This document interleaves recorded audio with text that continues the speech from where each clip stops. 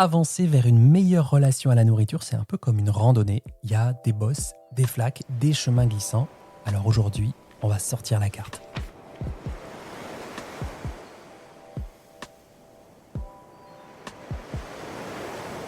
Bonjour à toutes et à tous, bienvenue dans ce nouvel épisode de Dans la poire, le podcast pour mieux manger du cœur à l'assiette. Si c'est votre première écoute, je m'appelle Charles Brumeau, je suis diététicien nutritionniste et tout l'été, je vous accompagne avec les cahiers de vacances de Dans la poire, 8 semaines, 8 expériences, 8 chemins pour transformer votre relation à l'alimentation en mieux. En tout cas, je l'espère, c'est ma promesse. Et puis merci d'avoir été là tout l'été, de votre écoute, de votre présence, de votre énergie.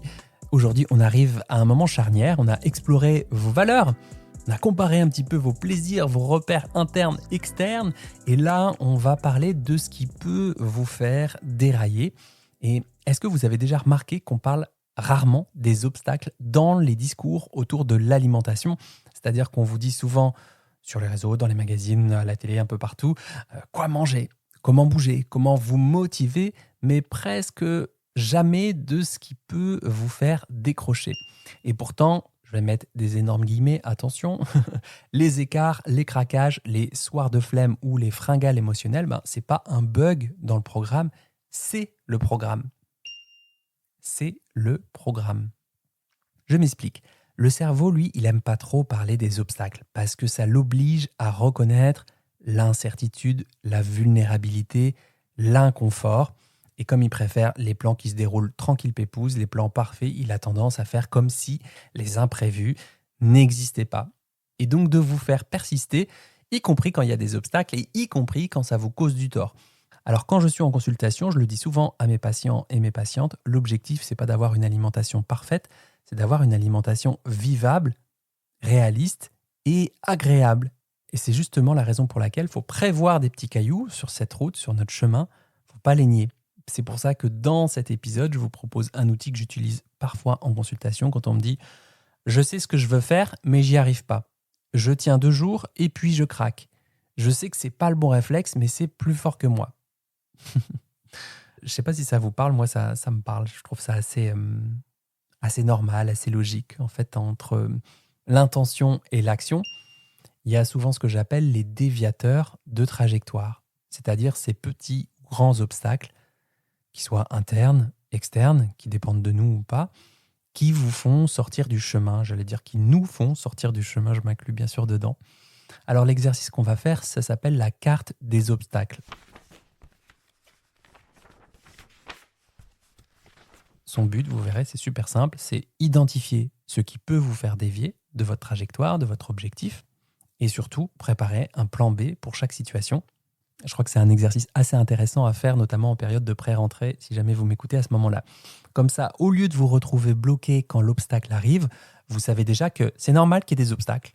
Et vous savez aussi comment vous adapter. Et vous verrez que dans beaucoup de cas, ce ne sont pas des montagnes, ce sont juste des virages qu'on n'avait pas forcément anticipés.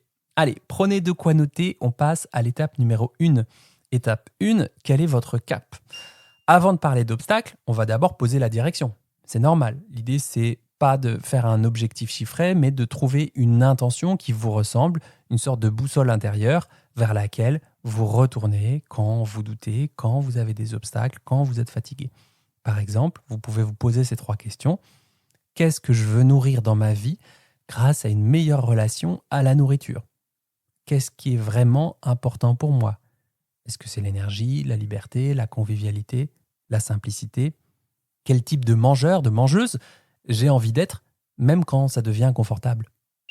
Les réponses, je vous laisse les trouver. Ça peut être « je veux retrouver plus de paix avec mon corps »,« je veux pouvoir manger sans me juger, même après une journée difficile »,« je veux pouvoir prendre soin de moi sans tomber dans le contrôle permanent ». Vraiment, notez votre cap parce que c'est lui qui guidera vos choix quand le terrain devient glissant. Et encore une fois, le terrain glissant, ça fait partie de la vie. Étape numéro 2, quels sont vos obstacles fréquents ? C'est là qu'on commence un peu à dessiner cette carte des obstacles. Imaginez-vous en train d'avancer vers votre cap, tout va bien, jusqu'à une embuscade, peu importe la forme qu'elle prendra. Qu'est-ce qui vous fait sortir du chemin ? Et là, je vous demande de lister 3 à 5 obstacles typiques en pensant à ces 4 catégories. Ça peut être les pensées, j'y arriverai jamais. Ça, c'est pas pour moi, c'est pour les autres. De toute façon, moi, j'ai jamais accédé à ça ou ça ou ça. Tant pis, foutu pour foutu. De toute façon, voilà, la tablette, j'en suis au 1/3, donc autant finir.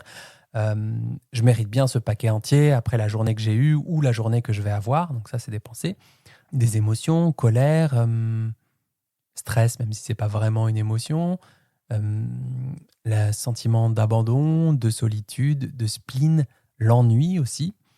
Ça peut être aussi une sensation physique, la faim intense parce que peut-être que vous n'avez pas assez mangé le midi ou en collation, une tension parce que on vous a demandé de faire quelque chose qui était compliqué pour vous au niveau du boulot ou au niveau perso, peut-être une sensation de vide. Et puis quatrième catégorie, des situations concrètes. Peut être un apéro imprévu, une dispute à la maison avec votre mec ou votre compagne, une réunion qui déborde, une journée tunnel comme on en connaît tous et toutes dans cette société magnifique. Donc voilà, c'est vraiment d'identifier 3 à 5 obstacles typiques. Le soir après le boulot, début de semaine, lundi, mardi, ça passe, mais à partir de jeudi, j'ai plus d'énergie pour cuisiner. Ou tiens, je sais que je suis stressé. Quand je suis stressé, je grignote sans m'en rendre compte, je me mets en mode automatique. Ou tiens, dès que je suis en déjeuner chez ma belle famille ou chez mes parents le week-end, je perds tous mes repères. Étape numéro 3, votre plan B pour chaque obstacle. Alors là, on sort un peu la trousse à outils. Oui, j'ai dit cette expression, trousse à outils, usée, usitée, dans tous les magazines. Je plaide pour votre indulgence. Alors, pour chaque obstacle, demandez-vous quelle autre réponse pourrais-je essayer la prochaine fois et qu'est-ce que je pourrais faire pour garder le cap en présence de cet obstacle.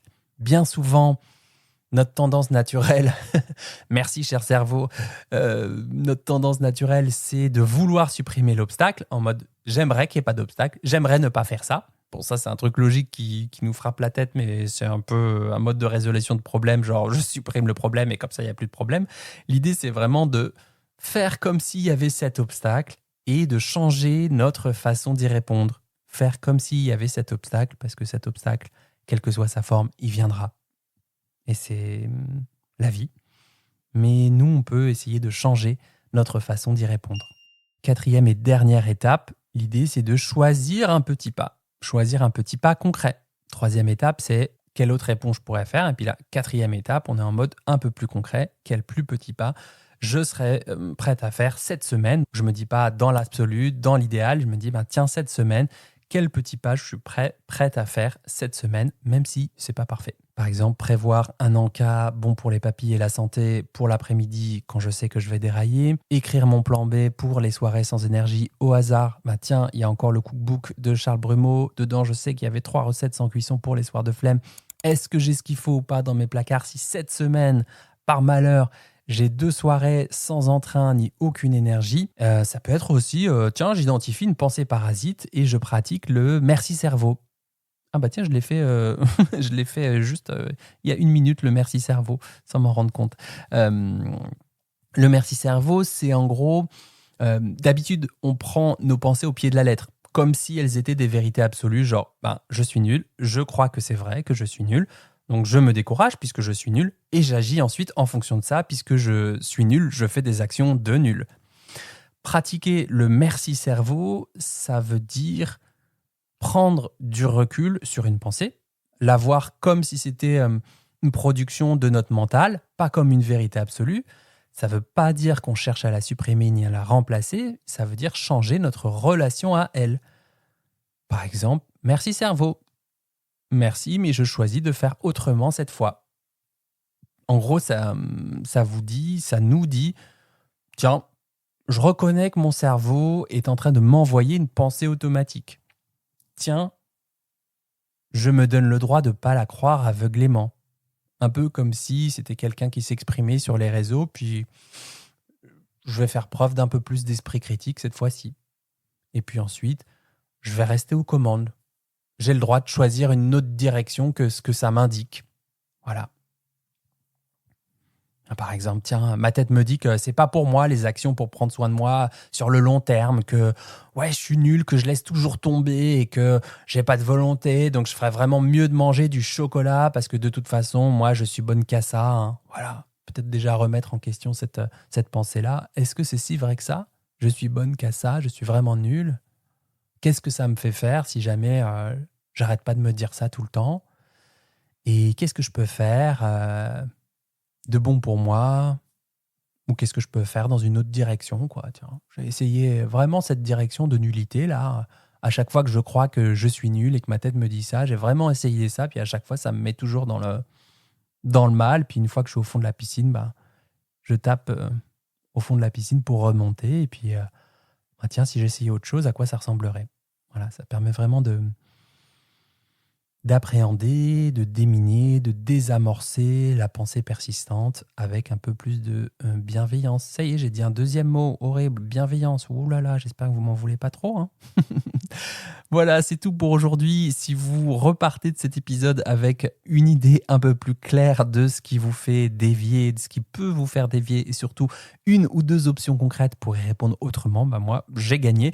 Si vous êtes abonné à la newsletter, rendez-vous sur le post Les cahiers de vacances de Dans la poire pour télécharger votre carte d'obstacles à remplir, notamment si vous préférez voir les choses, si vous êtes plus visuel, plutôt que les écouter pour passer à l'action.